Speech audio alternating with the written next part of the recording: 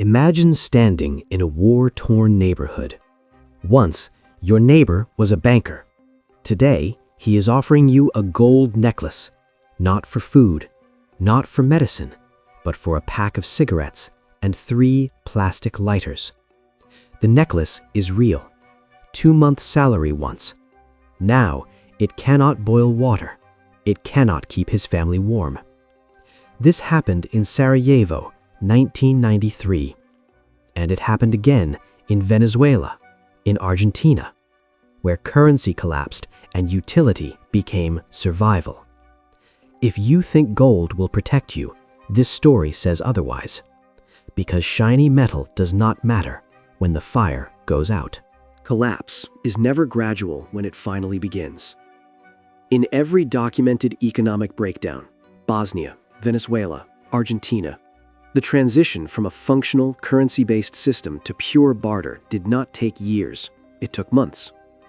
In Sarajevo, survivors describe how people clung to their paper bills in disbelief. Within weeks, prices exploded. A pack of cigarettes that cost 1 mark before the siege was being traded for 40 inside it. By then, no one was quoting prices in money, because money no longer meant anything. In Venezuela, the collapse of the bolivar was so rapid that citizens gave the currency a new name, El Bolívar Muerto, the dead bolivar. In 2016, official inflation exceeded 1 million%. The government responded by giving people 72 hours to exchange their cash before the largest denomination notes were declared illegal and worthless. Imagine that. A long life of work, savings stored securely at home, gone in 3 days. Argentina followed a similar path from 1998 to 2002. As the peso devalued, more than half the population fell below the poverty line. Thousands of families discovered their life savings were trapped in frozen accounts or denominated in a currency the outside world no longer trusted. And in every case, the tipping point came faster than anyone expected.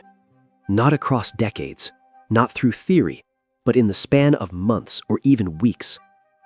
There is a universal pattern. Currency falls. Barter begins. Survival replaces savings. And in that timeline, gold rarely holds the place people imagine. Too bulky to trade for bread. Too valuable to exchange fairly for eggs. Too impractical to defend when someone stronger wants it. It becomes prey for looters and leverage for warlords. People did not trade gold to survive. They traded soap, water, shoes, antibiotics, warmth. Gold came later, only valued again once civilization stabilized. But by then, those who depended on gold the most had already lost. During the Great Depression, even the farmers suffered. Crop prices collapsed. Some could no longer afford coal to heat their homes. And yet, many of those same farm families endured, not because they had more money, but because they had land and could produce. They raised vegetables in large gardens. They canned their own fruit. They kept dairy cows for milk and chickens for eggs. They made bread at home, repaired their own clothes, and traded with neighbors. Some had zero cash income, but they still survived. In nearby cities, families starved. In Dubuque, Iowa alone, over 2,000 men lost their jobs between 1927 and 1934. Even those who held on to work found their wages cut by 30%. Compared to rural households who could feed themselves, the urban poor had no backup. And this is not just rural myth, it is backed by records and written testimonies. One man recalled his grandfather surviving the Depression with a 4-acre farm, carpentry tools, and painting skills. He was not rich, but he was ready. Then came World War II, and something remarkable happened. The American government encouraged victory gardens to support the war effort. What began as a patriotic duty quickly became a financial necessity.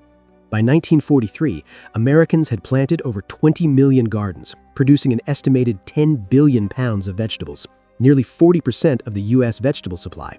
And nearly 2/3 of that food came from urban and suburban homes, not rural farms.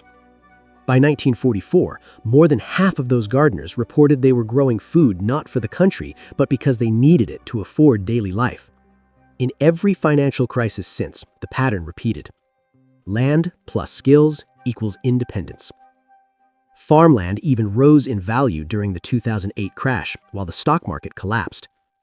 The soil pays in calories, not currency. And when systems break, it is not the safest investment, it is the most dependable one. In every serious collapse, something becomes more valuable than gold, more useful than cash, and more powerful than property. Skills. Not degrees, not titles, but hands-on, practical skills that solve real problems. Cooking, preserving, building, fixing, healing. During the Great Depression, rural Americans survived not because they had money, but because they had capability. Families fished, trapped, canned, repaired, and repurposed. They either created something useful or knew how to trade their time. Homemade fudge, fresh berries, quilting, woodwork, chicken slaughter, repairing boots, fixing roofs.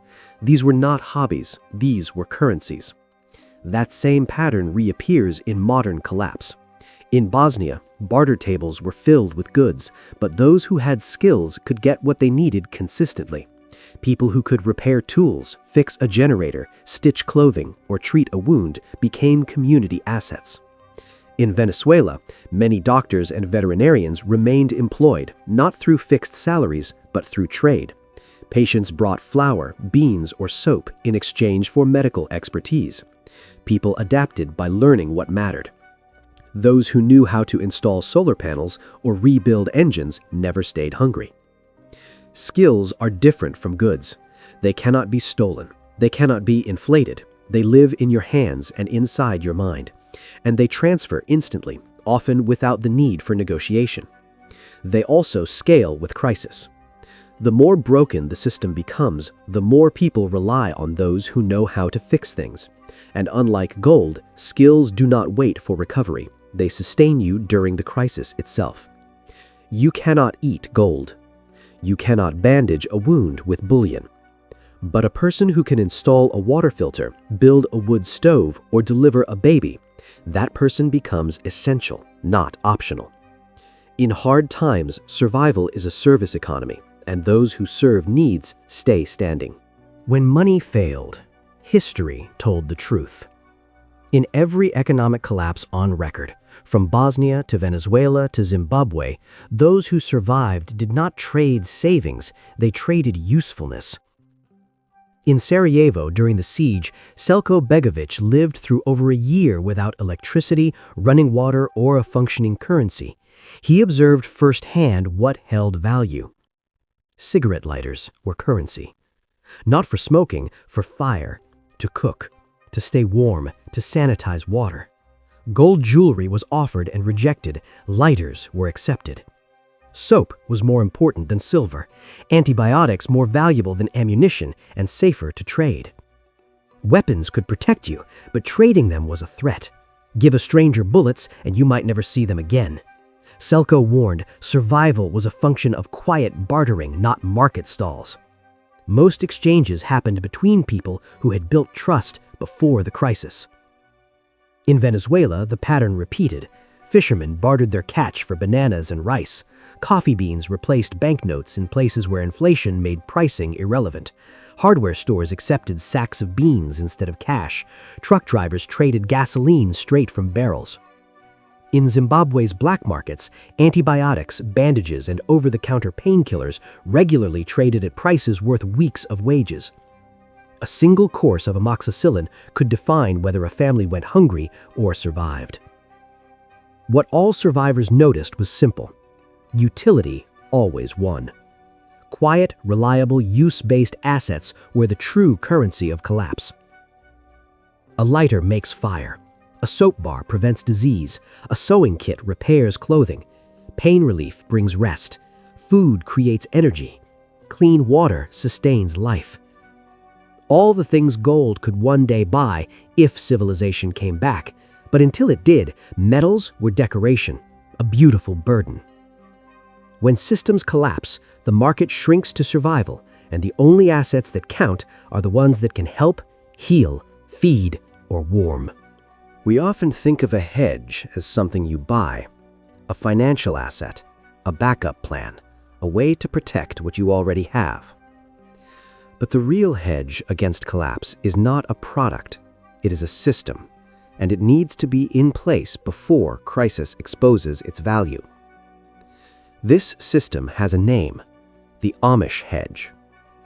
It is not about religion or simplicity, it is about structure, a strategy built on what history proves people actually need.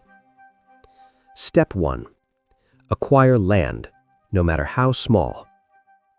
Productive land feeds families. Even a backyard garden can return more calories than most people store in a pantry. Rooftop gardens became common in Venezuela. Suburban Americans fed entire neighborhoods with tomatoes and potatoes in the 1940s. Food is freedom. Step 2. Learn useful skills. Gardening, animal care, food preservation, carpentry, plumbing, mechanical repair, first aid, nursing basics. These are not lost arts, they are survival tools. They are non-digital, hands-on, and immune to inflation. Step 3. Stock practical goods. Medical supplies, candles, toiletries, tools, lighters, seeds. These items stay useful whether or not the system recovers. You do not need to wait for disaster to put firewood in a shed or medicine on a shelf. Step 4. Build a real community network. Know your neighbors, join local groups, trade skills and information. The people who survive hard times are almost always part of something larger than themselves, a church, a co-op, a family farm. Connection becomes structure. Step 5. Hold a modest reserve of precious metals. Gold is not entirely useless, but it belongs last, not first. Keep some in case of stabilization, but do not expect it to feed your family. Hold it only after the other parts are in place. The Amish Hedge is not theoretical. It is grounded in reality, in what people used and needed across every collapse we have seen. You cannot build it overnight, but if you wait until others panic, you will pay for it 10 times over, if you can still afford it at all. Security does not gleam. It does not stack neatly in a vault. It looks like compost, like garage shelves lined with mason jars. It smells like soil. It sounds like a neighbor knocking to ask, "Do you have extra eggs?" For decades, we have been trained to think in terms of numbers, prices, metals, charts. But when the grid goes down and the trucks stop running, the baseline resets. Not to value, but to use. What works, what feeds, what fixes. Gold may one day rise again. It probably will. But by that time, the ones who thrived were not counting ounces. They were planting rows, fixing roofs, and sharpening tools. You cannot hedge last minute.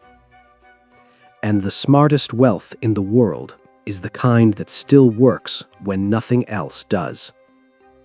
Now is the time to build it, before you are forced to live it.